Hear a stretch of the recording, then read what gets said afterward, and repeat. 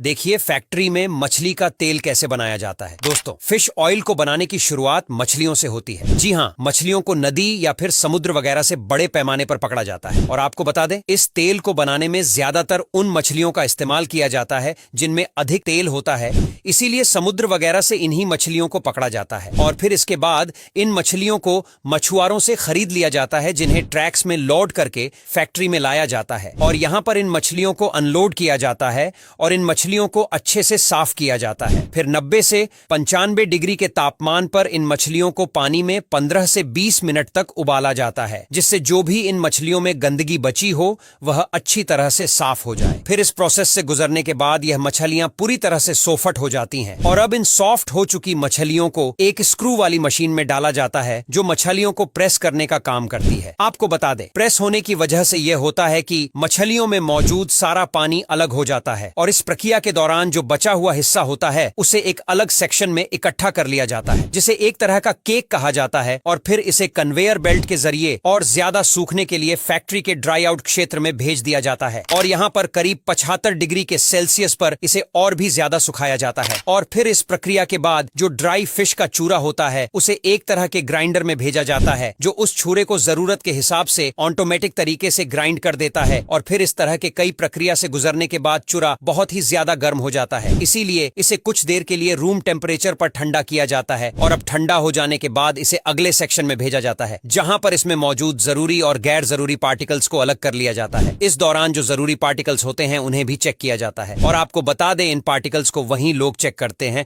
जो बहुत ही ज्यादा अनुभवी और जिम्मेदार लोग होते हैं। बता दें, चेकअप के दौरान छोटी मोटी कमियों को भी बहुत ही सीरियसली लिया जाता है और प्रोडक्शन के दौरान ही सामी कमियों को तुरंत दुरुस्त कर लिया जाता है। और अब बारी आती है उस लिक्विड की, जिसे शुरुआत में प्रेसिंग मशीन के द्वारा अलग किया गया था। अब इस लिक्विड को अच्छी तरह से फिल्टर किया जाता है, जिससे इसमें मौजूद सॉलिड पार्टिकल्स अच्छी तरीके से निकल जाए। फिर इसके बाद इस लिक्विड को गर्म टैंक में और एक सेंट्रीफ्यूज टैंक में भेज दिया जाता है, जहां इस लिक्विड में से प्रोटीन, वाटर और तेल को अलग कर लिया जाता है। और अब इस प्रक्रिया के बाद जो सैल्यूवल हमारे पास बचता है उसमें 35 से लेकर 40% प्रोटीन होता है। और अब इसके बाद तेल को एनकैप्सुलेशन एरिया में भेज दिया जाता है, जहां पर जेम्स से बने कैप्सूल को तैयार किया जाता है और उसे एक खास तरह के लिक्विड में नहलाया जाता है, जो सॉफ्ट जेल की बनती है। हालांकि पहले सॉफ्ट जेल काफी ज्यादा ढीली होती है, लेकिन इसमें लगा तेल जब धीरे धीरे रिमूव होता है तो वह हार्ड होता चला जाता और फिर इन कैप्सूल को उठाकर अच्छे खासे वक्त के लिए सूखने के लिए छोड़ दिया जाता है। उसके बाद इन कैप्सूल्स को काउंट करने के साथ साथ उनकी क्वालिटी भी चेक की जाती है। और आपको बता दें, फैक्ट्रीज में लगभग हर दिन 50 मिलियन फिश ऑयल कैप्सूल बनाए जाते हैं और फिर क्वालिटी चेक होने के बाद फिश ऑयल को ग्रेड के हिसाब से नाप दिया जाता है, जैसे refined fish oil, glue fish oil. और अब अंत में बारी आती है कैप्सूल्स को बोतल में पैक करने की। इसमें लेवल लगी बोतल को एक कन्वेयर के जरिए न्यू जल के नीचे लाया जाता है, जहां पर कैप्सूल बोतल में गिरते जाते हैं और बोतल पैक होती जाती है। अब यहां तक वीडियो देख ली है तो फिर वीडियो को लाइक और शेयर करना बिल्कुल भी मत भूलना।